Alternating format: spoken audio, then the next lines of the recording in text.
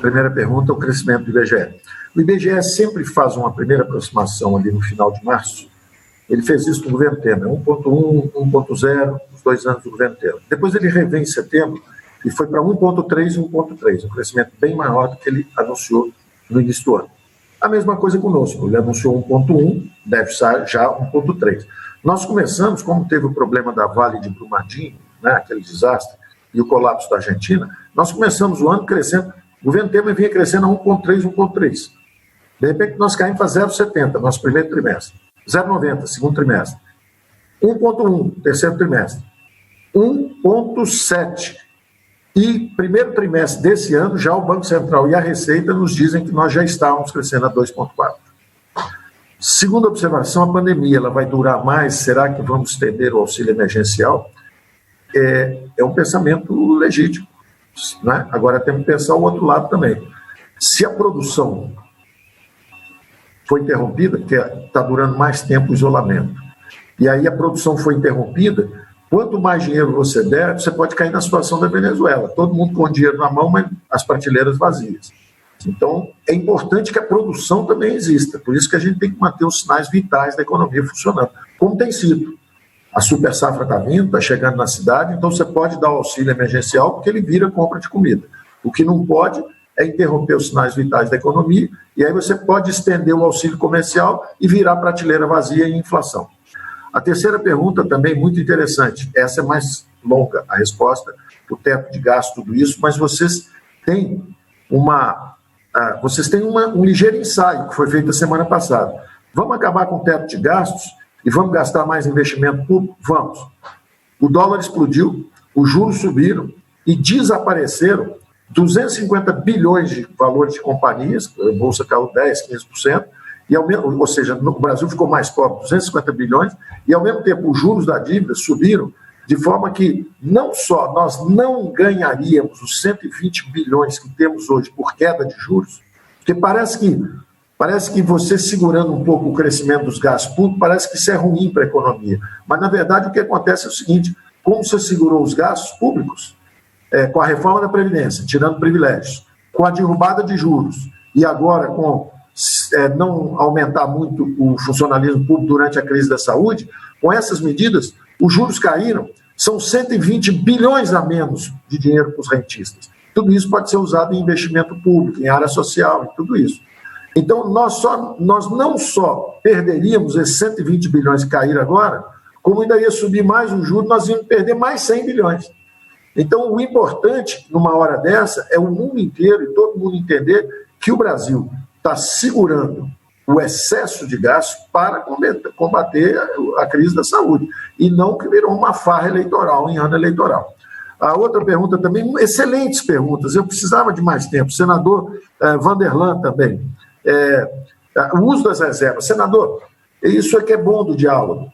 Nós vendemos 30 bilhões de reservas o ano passado e, com isso, nós abatemos 140 bilhões da dívida bruta. E isso é economia de juros, é dinheiro que nós podemos usar em saúde, educação e tudo isso. Então, embora o ministro da Fazenda, da Economia, não deva falar muito sobre isso, porque isso é território do Banco Central, a verdade é que nós... 15 segundos. Discretamente temos feito isso.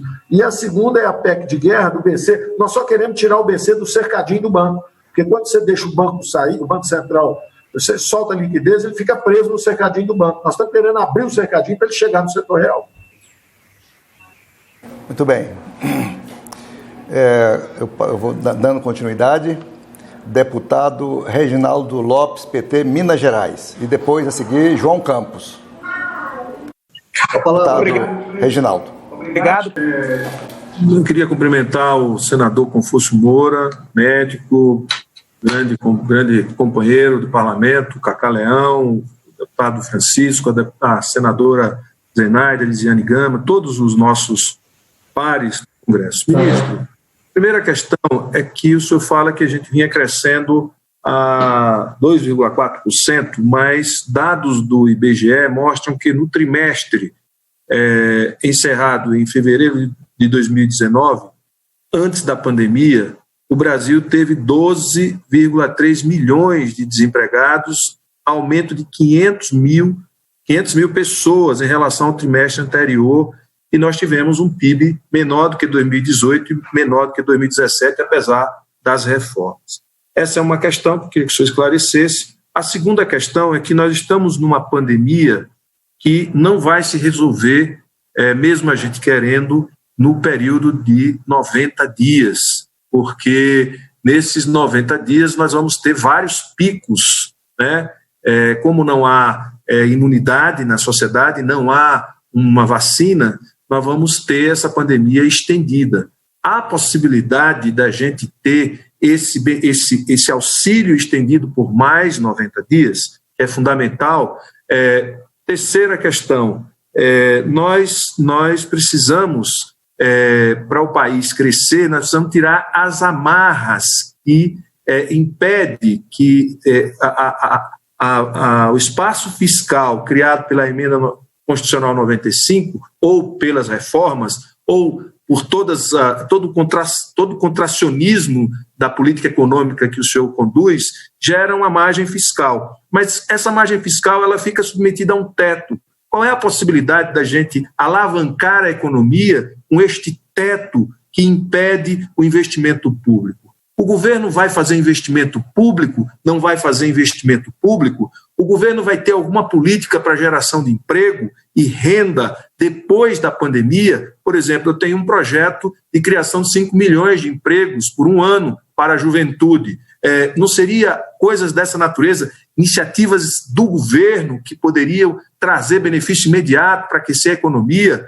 Uma outra questão que eu queria trazer aqui para esta comissão por exemplo, nós vamos precisar dos leitos do setor privado e do setor público, porque senão vai ser uma pandemia que vai ser seletiva, vai matar os pobres e vai proteger os ricos. Então, não seria fundamental que começasse a se discutir com os planos de saúde, com o setor 15 segundos, para que esse setor integre todos os leitos de terapia intensiva para atender a todos os brasileiros, indistintamente da sua condição social? Essas perguntas para Vossa Excelência. Rogério. Palavra ao senador Vanderlan Cardoso, do Estado de Goiás. Senador Vanderlan, com a palavra. Francisco Júnior, deputado. Primeiras empresas. Como é que nós temos certeza que o dinheiro vai chegar lá? Será que nós estamos com o foco certo? O dinheiro está chegando? E as micro? A pergunta é ótima, essa primeira pergunta é ótima pelo seguinte: quando nós reduzimos o compulsório e abrimos as comportas de liquidez, elas saem, mas não chegam na ponta. Os bancos são conservadores, quando essa liquidez entra, eles se protegem, ficam se preparando por uma crise eventual de liquidez, por uma corrida bancária, uma crise, qualquer coisa desse tipo. Então, eles acabam acumulando esses recursos. Então, nós percebemos isso rapidamente e começamos, então, a disparar os empréstimos focalizados. E é isso que está sendo muito elogiado lá fora. A estimativa é que nós salvamos 4 milhões e 300 mil empregos. Nós estamos conversando hoje, a estimativa é que até o fim do dia, as novas inscrições vão nos levar até 5 milhões de empregos preservados nesses programas de proteção ao emprego através de crédito. Então, eles estão funcionando. Apesar de muita crítica que não está chegando lá na ponta, é normal, tem empresa que consegue pegar, tem empresa que não está credenciada, não consegue, mas a verdade é que as nossas estimativas de ontem, 4 milhões e 300 mil empregos preservados. Isso a gente tem um controle, porque o Banco Central tem um controle. Na hora que o empréstimo sai para a empresa, ela tem que dar a carteira do trabalhador, mostra a carteira, nós damos dinheiro para o trabalhador. E ela não demitiu aquele trabalhador. Então, 4 milhões e 300 mil empregos já preservados, e a estimativa é que hoje, no fim do dia, já chegariam 5 milhões de empregos preservados. Enquanto isso, nos Estados Unidos, 26 milhões de pessoas foram mandadas para fora do trabalho. É claro que aqui os informais estão sofrendo muito, mas os formais, os nossos registros são que em março houve mais ou menos o mesmo número do ano passado de pedido de desemprego. Quer dizer, os formalizados que saíram, mesmo número do ano passado. E os primeiros 15 de abril, a mesma coisa. 260, 270 mil formalizados pedindo seguro-desemprego, mesmo número também de abril do ano passado. Então, não houve uma onda maciça de desemprego no mercado formal. Os informais que estão em casa, que estão recebendo o auxílio emergencial. Então, os créditos estão chegando. Ontem ou hoje, a senadora Cátia Abreu sabe, porque ela estava também e aprovou, ajudou a aprovar uma medida no Senado, tá? Desceu para a Câmara de novo, que é justamente o microcrédito.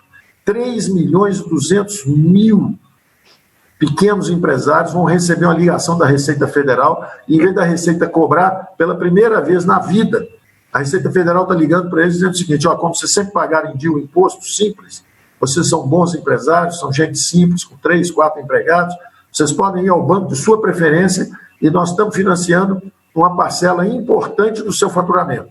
Então, se você está sem capital de giro, nós vamos dar 30%, 40% do seu faturamento para os próximos 3 meses. Então, isso também é um microcrédito, são 16 bilhões. A primeira camada de crédito é essa, microcrédito, 16 bilhões. A segunda camada de crédito, essa é de 0 a 360 mil. De 360 mil a 10 milhões, nós separamos também, é o FOPAS, é esse folha de pagamento. De 10 milhões até 300 milhões, nós temos uma terceira camada de crédito, e nós estamos separando também para fazer o Fundo de Garantia de Investimento, onde o governo fica com 20% das perdas, das primeiras perdas.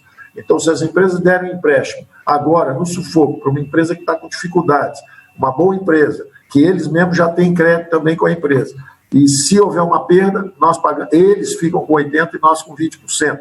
E, finalmente, a camada superior, são as grandes empresas, acima de 300 milhões, aí nós temos aí companhias aéreas, distribuidoras de energia, distribuidoras aéreas, companhias aéreas, distribuidoras de energia, cada uma delas nós temos uma estratégia diferente. Por exemplo, companhias de aviação, daqui a 3, 4 meses os voos devem começar de novo. Agora, então o que...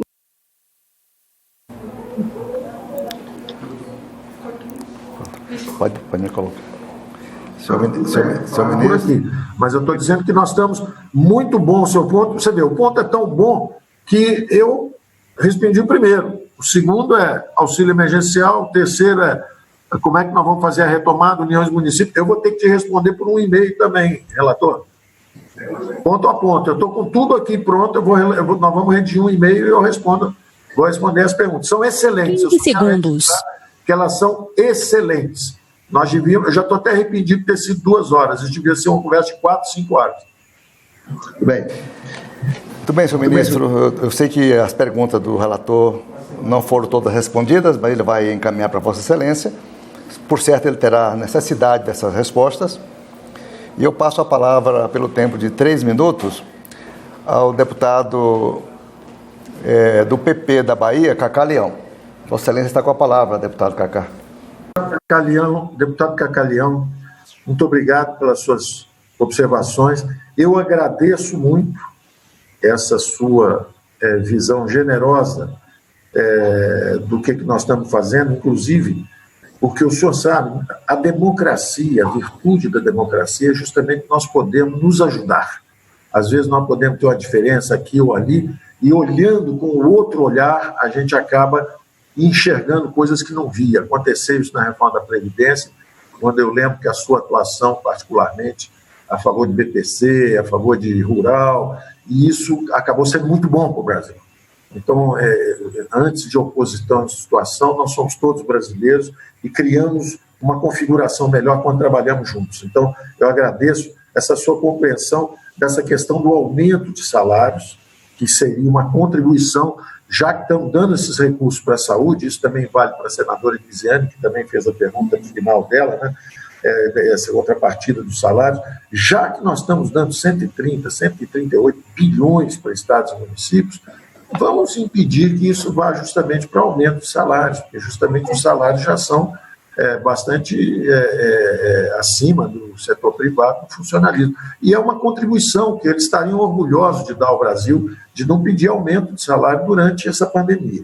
Então, eu agradeço muito esse seu apoio, e eu agradeço também a criação, e essa beleza de uma democracia, que o senhor sempre defendeu também, e a senadora Elisiane certamente também, esse atendimento que ela falou entre as perguntas dela, da função do SUAS, não é? Do Sistema Único de Assistência Social, essa criação dessa rede descentralizada de assistência social e de serviços de saúde, isso foi uma contribuição extraordinária da nossa democracia, de governos passados, deram essa contribuição extraordinária. Por que nos foi permitido atender em alta velocidade toda essa população brasileira, porque existe também esse sentido de descentralização, de federação, essa criação de esse dinheiro chegar na ponta, que é o que o presidente também pede, é o Mais Brasil. Vamos fazer o dinheiro chegar na ponta. Como é que ele chega na ponta? Se não houvesse essa rede descentralizada de SUAS, de assistência social, de SUS, de sistema de saúde, seria muito difícil ter feito isso nesse tempo tão rápido. Então, essa é a virtude de uma democracia. E nós, quando defendemos o Mais Brasil e a descentralização de recursos, nós estamos, de certa forma, acelerando esse processo de transformação social. Então, nós estamos do mesmo lado nesse combate. A mesma coisa em relação ao auxílio emergencial. O auxílio emergencial, ele também ele deve ter falha, como tem um sistema de crédito, às vezes tem uma empresa que não consegue chegar lá, o auxílio emergencial deve ter. Mas aí é a nossa solidariedade como brasileiros, a nossa fraternidade como brasileiros. Cada brasileiro que tiver alguém frágil, que não está conseguindo, nós temos que auxiliar. Nós vamos ensinar a usar aplicativo, nós levamos ele a uma agência da Caixa para ter certeza de que ele vai ser atendido. É um trabalho que nós temos que fazer. E a Caixa Econômica tem 26 mil postos, agências pelo Brasil inteiro, justamente descentralizadas para atendimento. Mas se nós pudermos ajudar, como brasileiros, cada um ajudar, se conhece a faxineira que não sabe que tem esse direito, se conhece um chofer de táxi que não sabe que tem esse direito, vamos ajudá-lo a conseguir esses recursos. O pós-pandemia, que foi uma pergunta também importante do deputado Cacaleão, ele é exatamente o seguinte: nós vamos ter aqui, nós já temos um programa. 15 segundos. Nós tínhamos um programa que, acelerando as reformas, a retomada do crescimento vai ser instantânea. Nós já estávamos crescendo a 2,4% quando fomos atingidos pela pandemia. Então, se prosseguirmos com as reformas, virão centenas de bilhões de investimento em saneamento, água e esgoto, né, para a população brasileira, petróleo e gás, o choque da energia barata, infraestrutura, setor elétrico, quer dizer, tudo isso está pronto para ser disparado se nós avançarmos. Independente disso, o governo também vai dar um empurrão na economia, como deu antes. Bem, tudo bem. Muito obrigado, senhor ministro. Muito obrigado, senador Elisiane, senador Cacaleão. Com a palavra, o senador Rogério Carvalho, pelo tempo de 3 minutos.